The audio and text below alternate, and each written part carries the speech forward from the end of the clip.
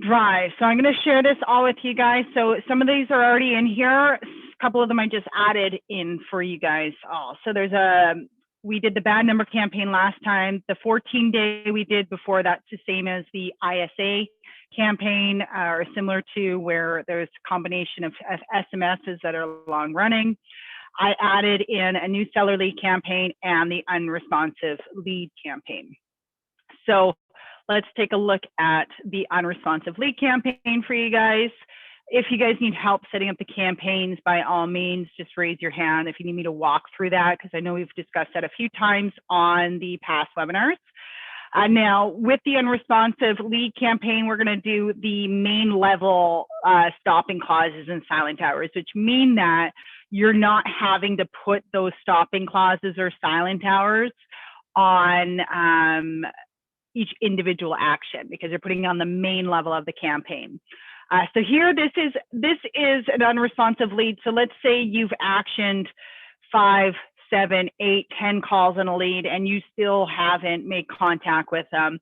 You would be manually applying this campaign as to why you don't need silent hours. So unless you are going in the middle of the night applying campaigns, you probably don't need silent hours because you're likely applying this during working hours. So the first one is just really confirming it's a fun campaign. It's just some emails trying to get some information. I've looked through a couple of the emails and tweaked them because we're not really going to meet people for coffee these days. So always look through. You can tweak these 100%. So it just basically goes between an SMS and an email. SMS and an email. There's some fun ones. So it's, did you know I sold a home to Justin B? And then it's going, nice guy, he was a plumber from Motivate City, which is going to pull up the city that they're looking in. So it's kind of comical, but again, it encourages them to actually open that email, right? So going through, this campaign is set to run for a year, okay? So they start to spread out where you have the SMS and then a 30 days between email, then it's a 60 days. Then it goes to the last transaction. So you can definitely add in here if you want to. You would just change the delay on this one. So it was more or less, this one will go a year after you've assigned this campaign. So then 1 minute after that SMS, this email is going to go out. So it's just saying it would have been a year, so many laughs you would have had, that sort of thing. So that's kind of fun. But if you're adding in here any additional actions or emails or SMSs, what you're going to do is for this final one where it's the happy anniversary, it's add this up. So 60 plus 30 plus 30, like how many days it is, and then obviously just minus 365. And then that would be your end result for this happy anniversary one. So how many days are remaining left in the year? So that is the unresponsive lead campaign. All right, so we'll go over in the system as well with regard to where to set this up and how to action it, etc. So that's the first campaign. The next campaign that I created is the new seller campaign. So this is something where if you guys are generating seller leads, auto assignments you can do. I didn't throw it in here, I'll add it in. So the auto assignment on this campaign. So the other campaign, you're not doing an automatic assignment on the unresponsive lead because you're manually adding it after you haven't been able to get a hold of them after several attempts. This one here, you can have it automated if you're on the automated platform, so that when a lead comes in, that's the seller type of lead into your system, it automatically throws them on this campaign. So I'll throw in that in after for that there. But basically, you would either choose the source of the home worth or lead type of home seller, essentially. Depends on how you want to do it, where your seller leads are coming from. But generally, the lead type of home seller, they've come in either through home worth or they've come in through another version of home worth. Needless to say, any lead that comes in as a lead type of seller, they are definitely a seller lead. So Karen, you're not connecting Google Drive with your CRM. That's not what happened. Like, you're going to open up this document, and basically when you are taking these actions, you're just copying it and pasting it into the CRM system. So this one here, this seller is essentially, it's trying to get the seller's attention more or less with respect to home evaluation. So automatically 5 to 10 minutes after they register, they're going to get an SMS message. Then there's an email. We can delay. You can choose to delay if you want to delay 6 minutes, or if you want to go right after that. It's entirely up to you. We then, again, 3 days later, still need your home value. So I changed this to, want to grab a quick coffee and hop onto an online meeting to discuss. Because again, we're probably not going to meet people for coffees as much as we used to. The action 4 is, again, what's next for you. So it just kind of goes through and carries through. It's not invasive, it spreads out, it's all over the place, really. It's like 1 week, 2 week, or 2 days, then 1 week, then 1 week, that sort of thing. So it's not too much in their face. Again, with a seller lead campaign, this is to piggyback your actual attempts at connecting with these leads. So calling the leads 100% is your best course of action. And this is just kind of piggybacking that as the added effort in you trying to gain that contact. So this one, does have the stopping clauses that you've made contact or anything like that. It's just going to automatically stop the campaign, so you don't look silly trying to reach out to a lead or mentioning these things. Yeah, that sort of thing. So now, when you are trying to build your campaign out in the system, so again, we'll just kind of touch on this. I didn't mean to do that. I want to like this. So in your system, what you're going to do is go into your campaign template editor. Now, you're just going to simply go create new. And so let's just say we are doing the seller campaign. Let's just do that. We're doing the seller campaign. You are going to leave this on relative date, and you're going to put your stopping clauses in the top level of the campaign, because it's pretty straightforward. There's nothing in there that we would still send to somebody if we make contact with them. But if you wanted to, again, build onto that campaign and add things in there that campaign can still run, even if you make contact with them, you wouldn't put your stopping clauses on the main level. You would put them on the individual actions, so that, emails that are catered towards actually getting somebody to respond to you in the first place, those ones would stop if you make contact. But anything that's more educational, those ones would continue to go out. So here we're going to go make contact, sign agreement, sewing, shows, and garbage.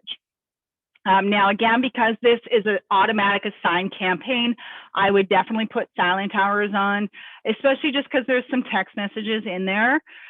So here again, the silent hours, always set those, and I'm just going to change this to PM. I'm not going to spend too much time on it. So always set it to what's the latest you would ever want to send somebody a message, and what's the earliest you would ever want to send somebody a message. And then you just save it. Now, once you've saved it, that's where you're going to build out your actions. So you're just clicking on the SMS here, or the plus sign here, and you're choosing your first action. So the first action I have is an SMS. So literally, I am taking that Google document, and I'll just show you quickly here, and just highlighting the text. I'm going to copy that text, and you're just going to paste it in. It's as simple as that. So you can literally, go from screen to screen. I have 2 monitors, so it's a little bit easier, but just minimize one, that sort of thing, and copy paste. You can tweak it, of course, if you want to. Now, we don't need the stopping clauses because it's on the main level of this, and we don't need the silent hours because, again, it's on the main level. And then the delay on this one we had is 5 to 10 minutes. So let's just put it at 7 minutes and then save.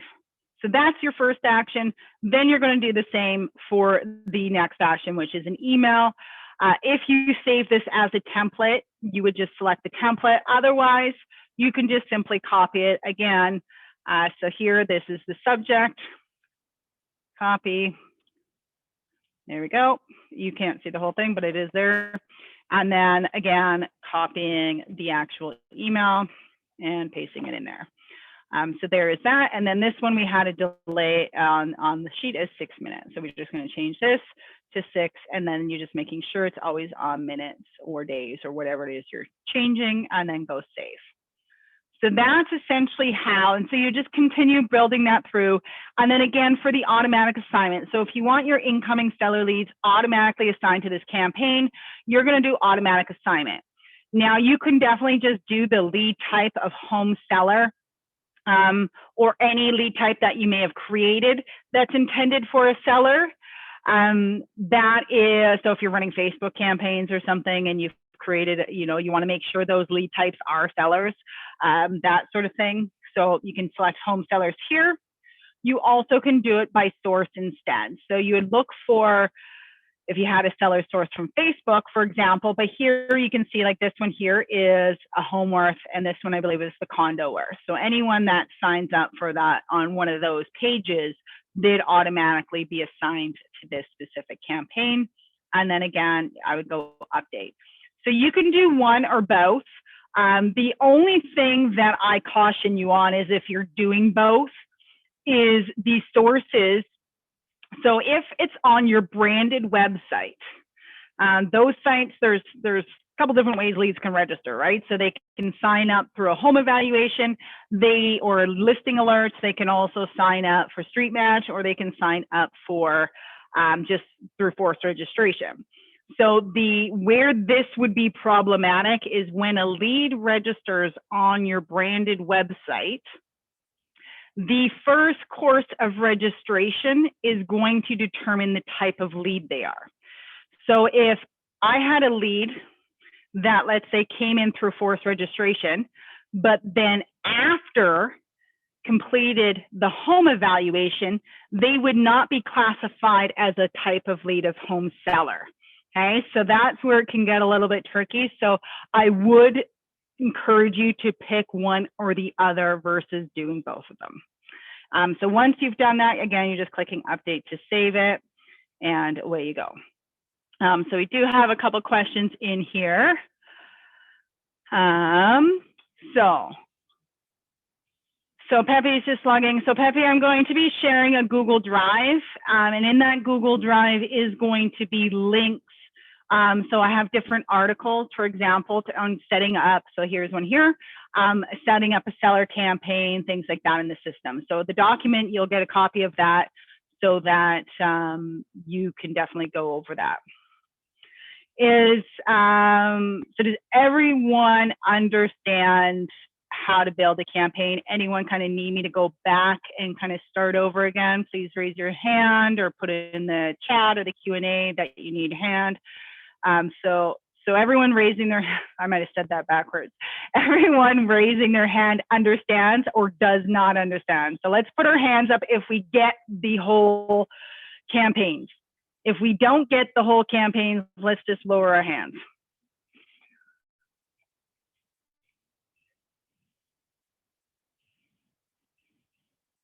Okay, just keep your hands raised because I can't, as soon as you guys raise them, it doesn't, if you delete it, then I can't see. So I can see I've got one person, 2 people that understand the campaigns of all 14.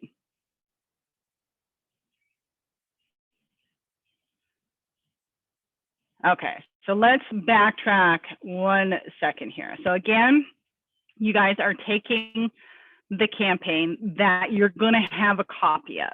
Okay, so that's the first and foremost. So once you're in your CRM, let's just get rid of this one. Once you're in your CRM system, you are going to settings. You are then going to campaign template editor. You are then going to create a new campaign. You are then going to give your campaign a name, i.e. seller campaign, okay? You are keeping it on relative date, and you are selecting your stopping clauses.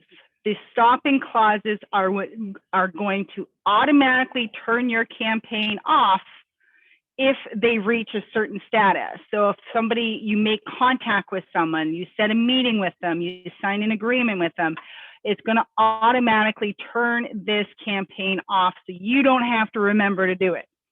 Okay, so as soon as you log your call that you talk to the lead, they respond to an SMS, you make contact, it stops the campaign. You don't have to worry about going back in.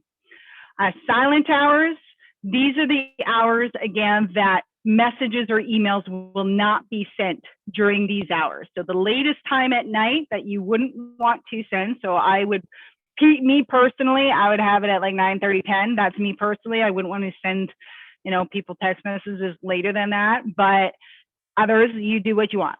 So you're going to set your silent hours. So if me, for example, mine was 10 p.m. to, 8:30 or 8:45 a.m.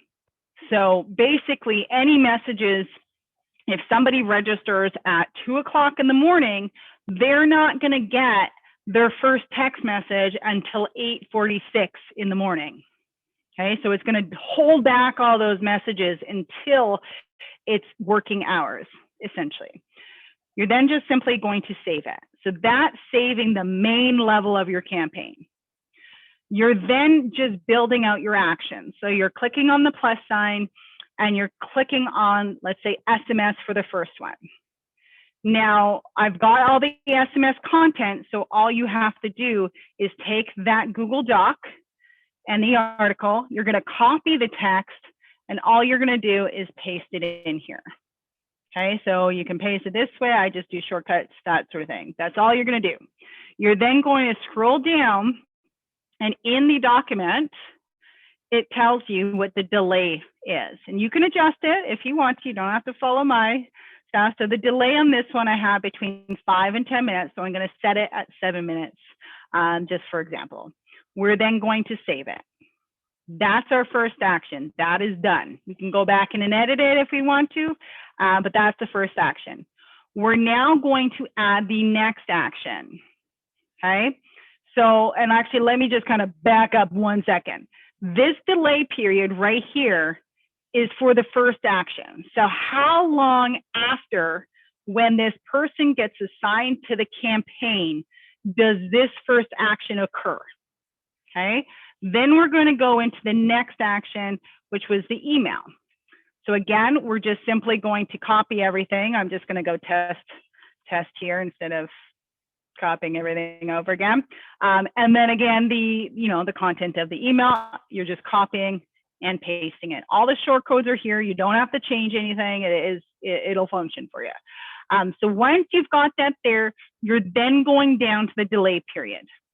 The delay period is so from this previous action now.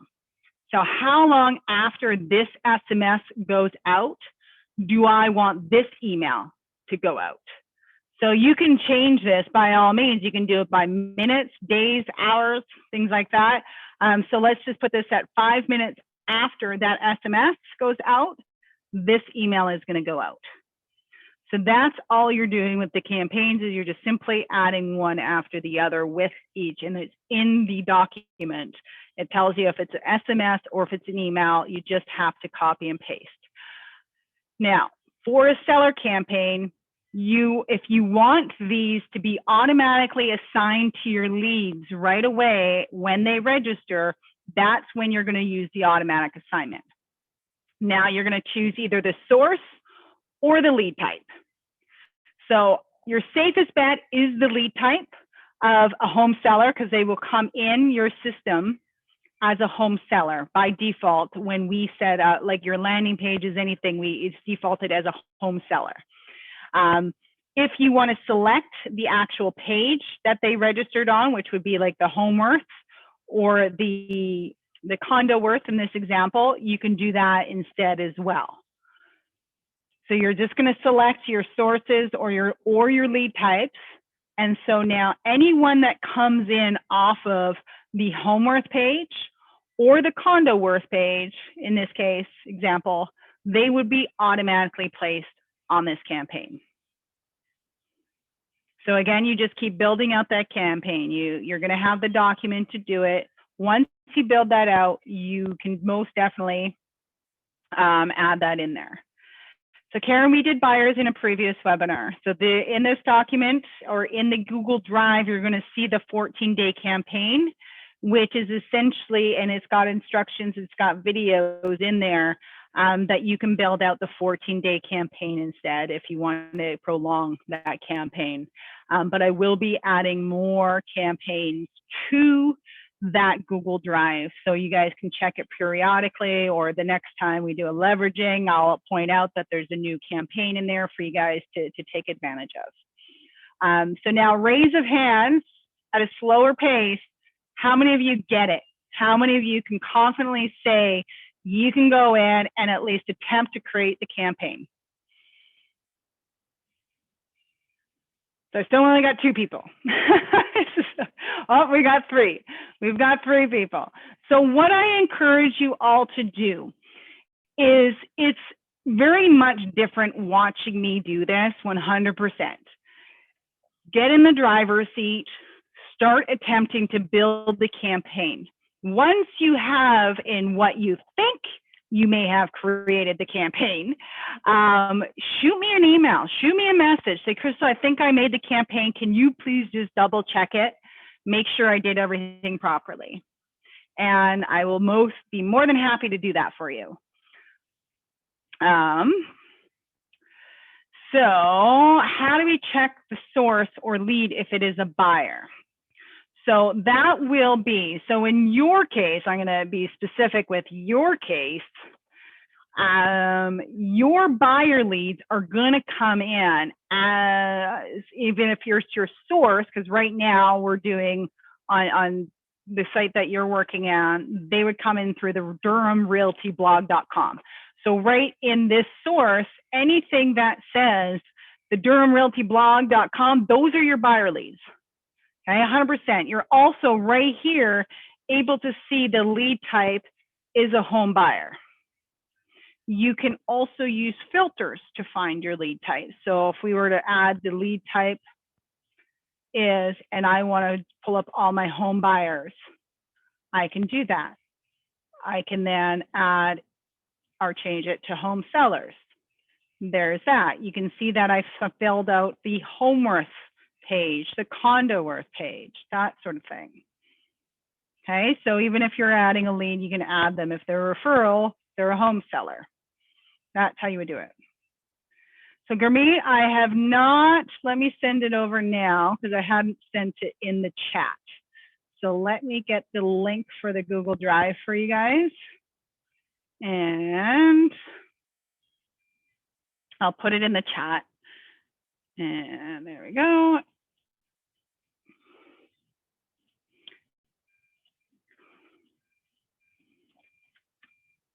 There we go.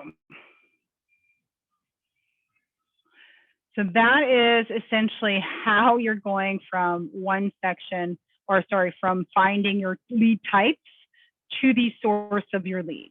Now, many of you are on the automated lead gen. So the majority of your leads are coming from the same source, or they're either all buyers or all sellers, or some of you will have a mixed bag, of course. So the lead type is your #1 way of determining, is this a buyer or seller lead? The source, of course, will help as well in that. So that's how you would find in your dashboard, specifically, Karen, your lead types. But if he's running a buyer campaign, the majority of the leads are going to be there unless he's driving traffic to his branded website, which you would then see that right here. You would see the URL of that branded website.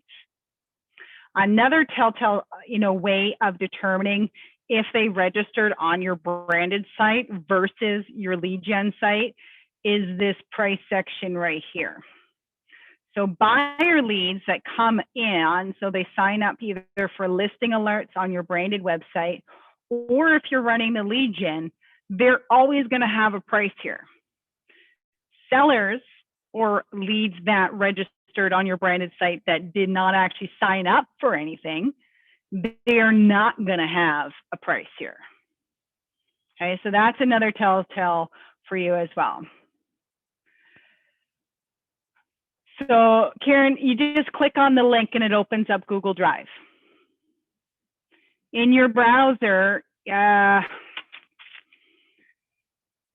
let me just pull it up here. So in your browser, where can I add a tab? I got this thing. In your browser, if you are using a Google browser, you just go right here, Google Apps, and you go to Google Drive. That's how you would find the Google Drive. So once you save that and save it to your drive, it'll be in your drive.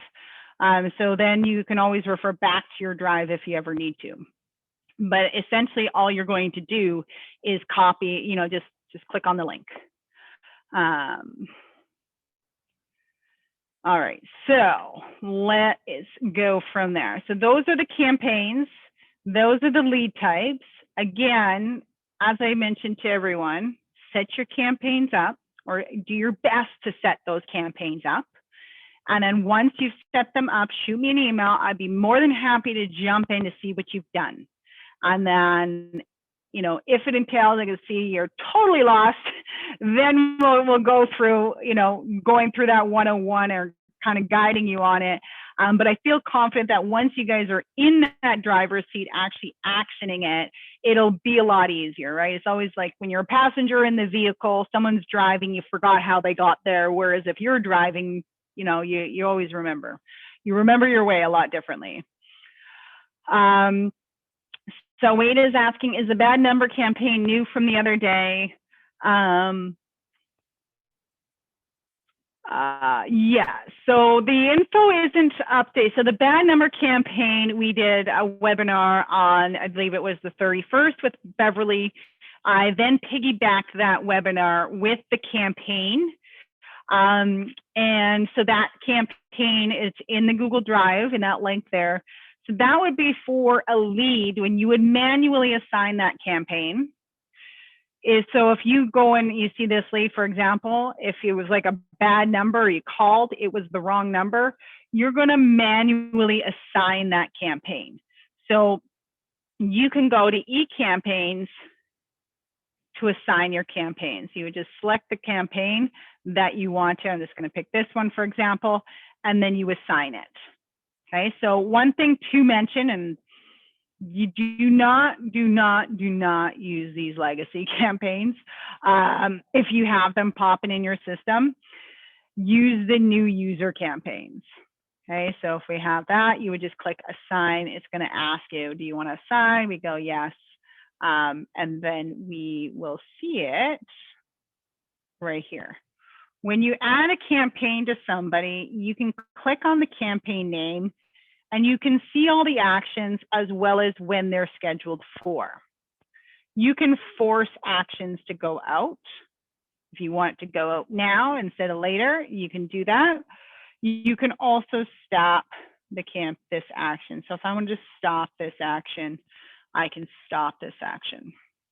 So if I don't want this email to go out, you can definitely do that. So that's manually adding somebody to that campaign. So that's what you do with that bad number campaign, is you're manually adding people to it. Now you can, if you wanted to mass add people to that campaign for a bad number, you are going to sort them by phone validity. So we want people where, and this is where it's very important, you guys, that you're marking your phone numbers as invalid. Okay, so always mark the phone numbers as invalid in order for this filter to work. So you're going phone validity is, and then we would go invalid, and we're going to apply this filter. There's 21 leads in the system where we have marked the phone number as invalid. So now from these leads, now, if it's a bad number campaign, we also want to make sure that they have a good email. Otherwise, it's pointless putting them on the campaign. It's not going to hurt you if you try to. It's just the campaign's not going to run. But you can, if you wanted to, same as phone validity, you can go email validity as well. And so in this case, we would only want people that have valid, or we just don't know if it's valid yet, and apply that. So to the 21, there's only 10 of them with a bad number, but a good email. So if you wanted to mass assign all of these leads that campaign for bad numbers, you just select and then select all. And then up into your apply actions here, you're going to mass assign the campaign to the leads. And from here, you can start typing as well. You can go bad number campaign, and then you would go done. And so then this would then automatically assign that campaign to all those leads at once for you. So that's mass actioning the campaign for you. Now, any questions surrounding more of the campaign stuff that I can have answered for y'all?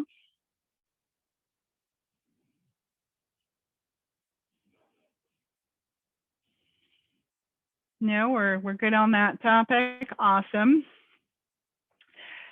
So, so I have a question from Karen about pulling up leads looking for condos today or leads looking to lease. All right, so lease leads are trickier because they're not yet coming in as a tenant, as far as I understand. So that's where you would be using the filters for price.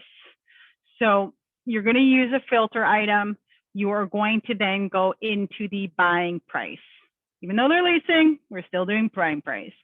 And then what I would do is kind of put it equal to or less than, and say, I want everyone that's looking under, let's say, $5,000. That, you know, these are all your lease leads. So there's 6 of them. Now, I don't know why this one is 600. Oh, you know why? Because it has the 6. So I don't know. That's a little bit tricky, because it's taking the minimum and the maximum. So anything under that.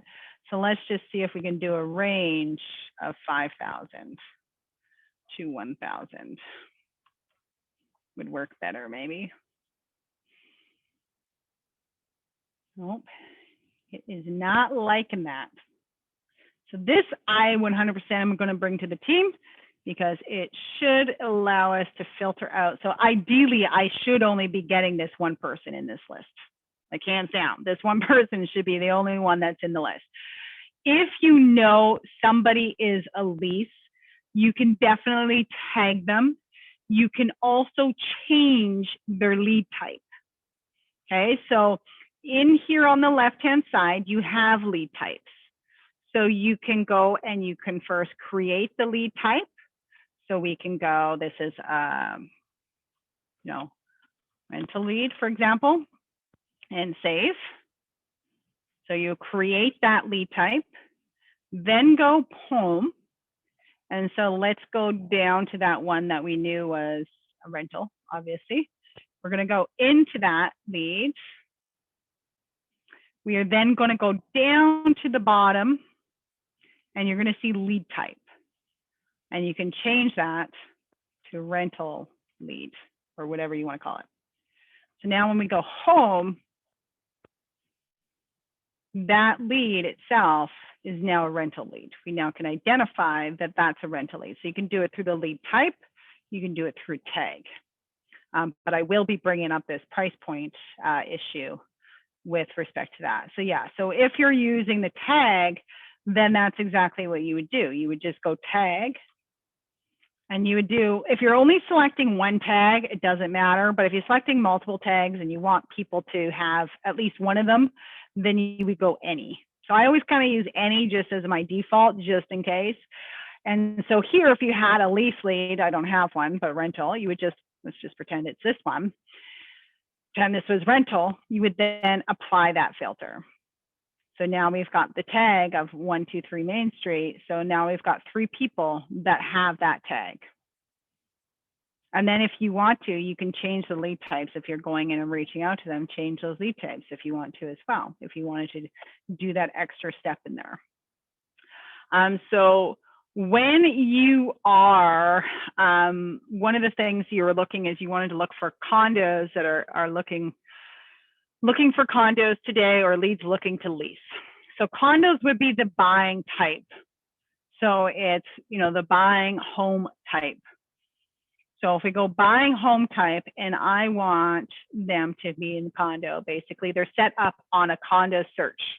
In the system, there's 34 leads in here that are currently receiving listings that are condos. So they could be receiving detached homes and towns as well, but they're definitely receiving condos. So from here, if it was the activity, you would then add the activity, right? So last activity, if you wanted all the leads that were, you know, let's say in the last 3 days, or you can do today, that have been active, there's not going to be anyone in here, but you can definitely do that. So if you are getting the error, you have to select a valid filter operator. So if you have extra things here, you're going to get an error when you're doing it. Okay, so, or if you're trying to save something without, you're going to get an error as well. Like I can give it a name, but it's not going to work because we have an extra filter that has not been utilized. So always close out those extra filters that aren't being used in order to save things.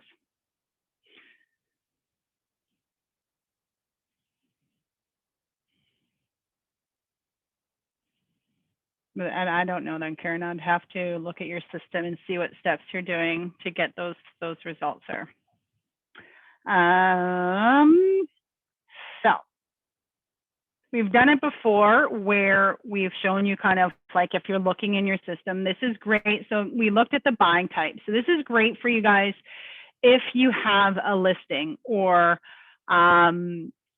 if you have even a buyer that you're trying to target with listings, but you're looking for the buying home type. So let's just pretend your listing is a condo and your listing is in the city. So you do the buying home type is condo, and then you would do the buying city as to the city of your condo's location. So let's just go Toronto. So once we apply this filter, it's going to show me all the leads in the system that are receiving condo listings for Toronto.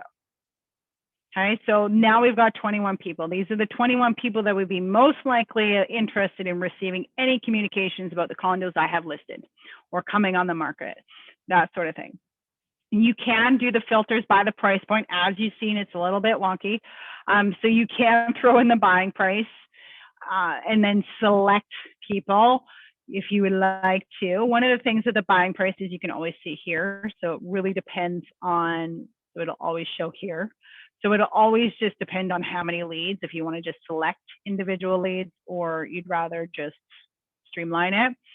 So if you're doing a range, the minimum buying price, this is where it's glitchy. I'm going to be 100% honest with you as you've seen it. So if let's say my condo listing is $750,000. So I want everyone that's looking at $650,000 all the way up to, let's say, $825,000. Now, if I apply this filter, what you're going to notice is the prices. So these prices can fall anywhere within their search. Okay, so if we have the maximum, that could actually be the lower price limit of somebody. So this one isn't one. I don't know why it says not set, but maybe, oh, because it stopped doing stuff, that's why. But usually, so it could be either or. So 825 could be the upper price limit. It could also be somebody's lowest price limit.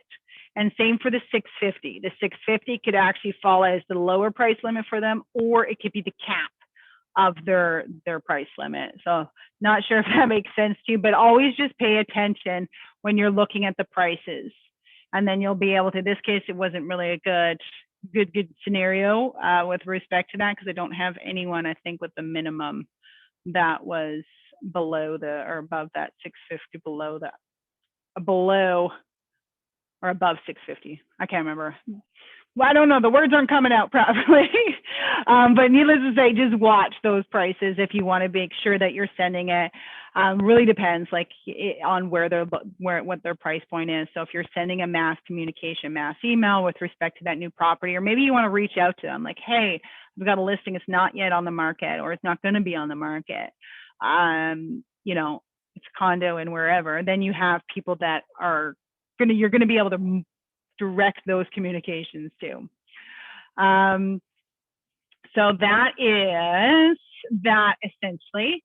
Now, I did create a couple of filters for you guys. It's finding that you can look at. It's more or less finding leads that are in your system that maybe you need to call or reach out or mass text them. So this one here is a pretty straightforward one. You can definitely change and move around, whether you want to send a text to them, whether you want to call them. Mass texting will kind of hammer a bunch off, you get a bunch of responses right away. But this one here is pulling up all your leads, for example, that was not contacted. We select the phone or SMS, and this is all leads within the last number of days. So it's all leads within the last, and I put 45 days, meaning we have not attempted to call these people in the 45 days. And then the last activity is within the last 60 days, okay? So there's only 4 people in here, but this is where you can send a mass text, something simple. I just wanted to follow up. How's your home search coming along? Have you been able to find anything yet, right? Or are you still looking? That sort of thing, just so that it's a process of elimination really at the end of the day, is getting some of those older leads into your system, or at least tagging them that they've already purchased, that sort of thing. You can definitely change this after to is not. So if we go, they have not been active in 60 days, then definitely there's a higher number there of leads coming in here. And so this, again, you can send mass text, that sort of thing, just to get these leads to be responsive or see where they're at in the process. A lot of people are putting everything on hold just because it's so crazy out there right now. Oh, right. What buttons are you talking about? Top right.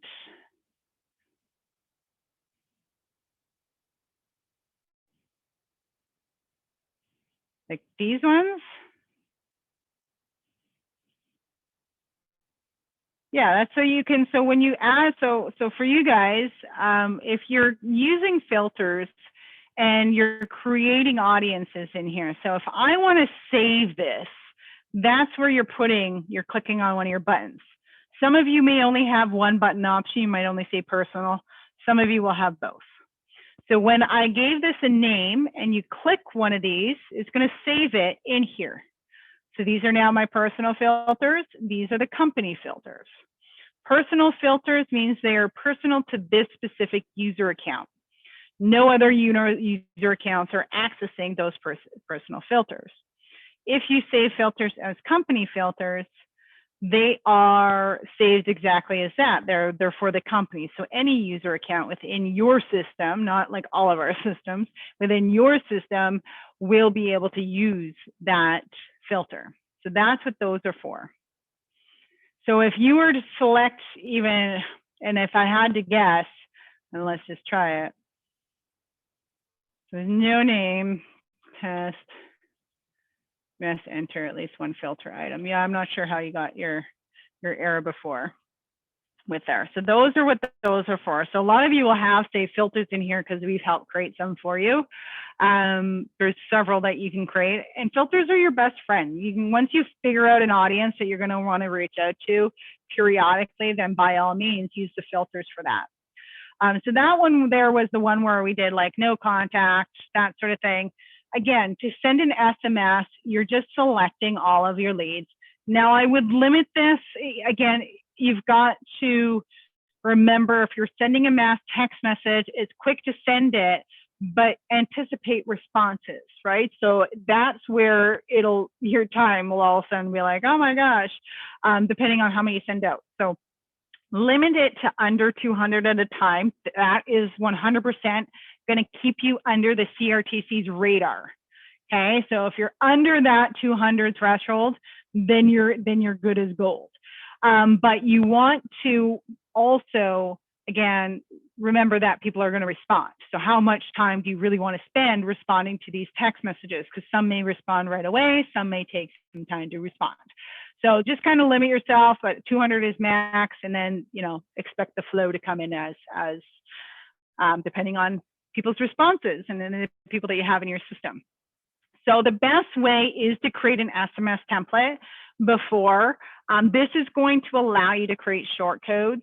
So if we go SMS templates over here, it's as simple as adding a template, and then you have short code. It's all drag and drop, right? So just remember this shorter, like short and sweet to the point. I've seen people create emails and SMS. Like we wouldn't actually send somebody that if we were kind of like, on the fly normally. So, try to keep away from doing that when you're doing this. It's simple messages that generate the responses. So you have the lead information. So all these short codes are reflective of leads and their information. You will have your information. This will pull your first and last name. If you wanted to type good and then morning, this one here, this will replace it with the time of day. So it would say good afternoon, for example, if it was in the afternoon. You would then have activity short codes. So this is where it's relevant as to what someone was doing. So you could be like, hey, Crystal, you registered on lead visited website, a while back. Just curious if you're still looking for a home or if you've already found something, ? And then so you can save that as your template. So you give it a name, and then you can save it as a personal template or a company template. So again, do you want only you to have access to this? Or if you have multiple members in your organization, do you want them to have access to it? So once you've saved your templates, and you can add as many as you want, you are then going to go and you would select all your leads that you're wanting to send a mass text to. Select all, I'll tell you how many selected. And then you're going to go to apply actions and send mass SMS. Now you can write your own message on the fly 100%, or once you've created the template, it's going to be in here. All right, so if I have, let's just say this one here. So if I wanted to send this mass text to all of these 4 leads, I could do that all at once. So this message will go to them, and it goes in a queue. So it won't go like, boom, all of them at once. It kind of goes 1, 2, 3. There has to be like a second between each text to go. So it could take a long time if you're sending a really large text, that's for sure. So there is no signature input on an SMS. That would be an email where you're pulling your email signature.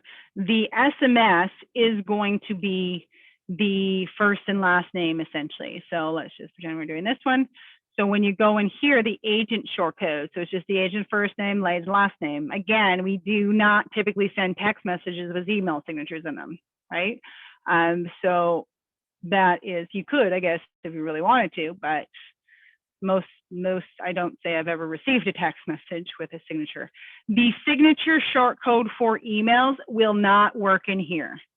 Okay, so even if you have it and you put it in here, your message will go out saying signature. I've seen it happen. So just know that these short codes for the SMS templates, some are the same as the emails, but a lot of them won't work in either or. Okay, so you got to build your templates, and even if you remember the short codes, just double check and verify.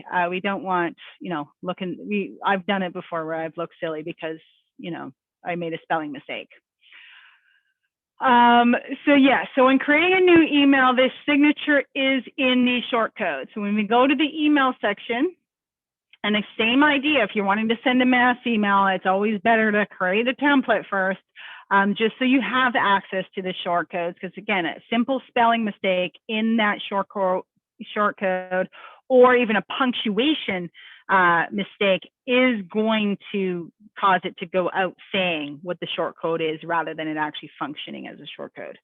So when you're creating any kind of email, the short code for the agent is on this side. So we're not actually plugging in, you're actually just using the short code of signature. It's not really where I wanted it to go, but that's where it went.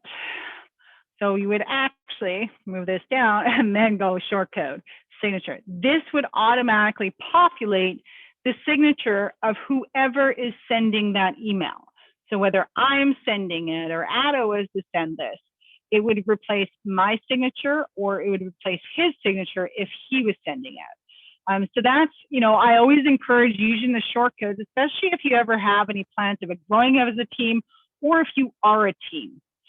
That way, others can utilize those, the emails and creatives that you have in the system And it's not always just limited to your information. It's more or less, it's a global use within your system. So that is essentially how you would put the signature in an email. It's just copy and paste, or not copy, drag and drop that signature in here. Now you can create your email signature, of course. I would just edit your main email signature, and you can literally, if you have your day-to-day email signature that you create, you can just copy and paste it from your Google, from your Outlook, from wherever you have your email, just copy and paste it in here. And you may need to do a couple little tweaks of edits, but it should be good to go. And then of course you can save it in there. Perfect. So that is the email there. There is one other filter that I think I created. I can't recall.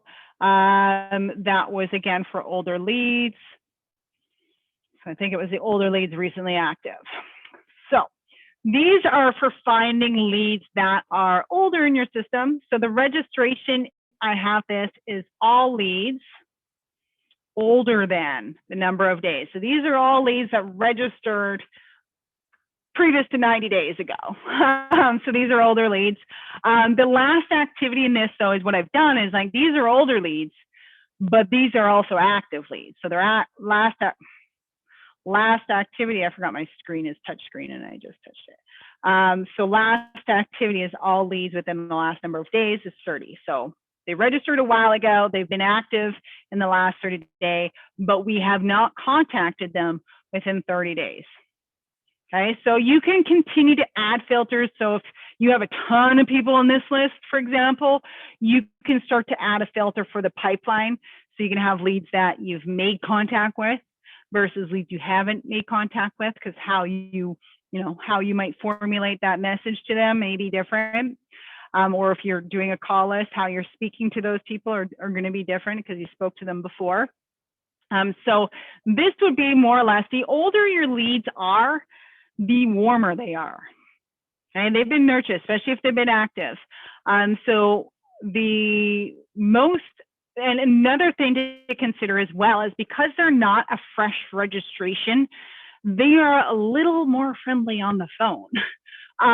So just because when somebody first fresh registers, there's a good chance that they spent time registering all over the place in the last week or so. And so they've been bombarded with calls and you can tell that they're irritated.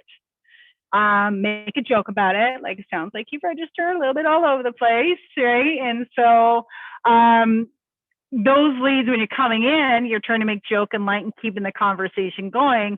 Whereas a lead that registered before had already endured that in the past, if they had done that. They're now in a spot where they're probably, if they're active, not going online and looking all over the place and re-registering again, right? So you have a little bit more better conversations with these people because they're more accepting of your call and they haven't been bombarded with other calls from realtors lately. So they tend to be a little bit more hot to trot, the older your leads are. Now, is there any filters in here, if you guys are using filters, that you would want to know how to create, like a save filter for? A lot of these filter items, I always encourage, and I do it every time, you guys play around with the filters. Use a filter, see what it does. Use another filter, see what it does. Try to create an audience. But sometimes it takes some creative thinking, I'll tell you that much. So if you're trying to create a specific filter for an audience and you just can't figure out how to do that, or it's just not coming together the way you had hoped it, by all means, just as I said, just reach out. I'm here to take a look and try to navigate and troubleshoot that to get a filter that would work based on what you're looking for. Now, right off the hop, does anyone in here currently have a filter, before we go, that they would want to know how to create?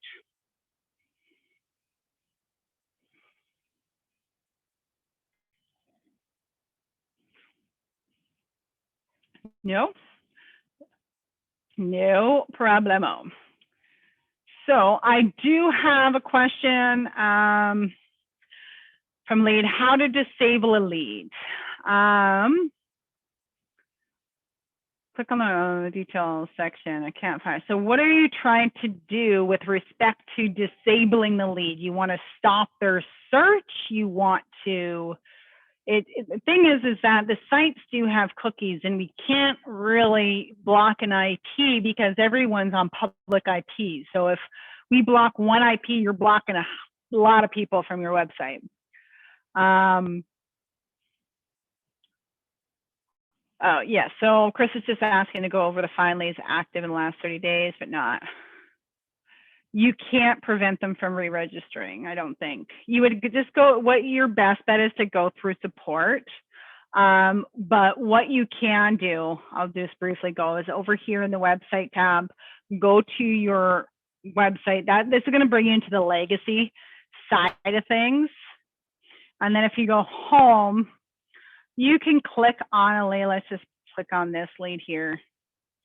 And you are going to go into websites.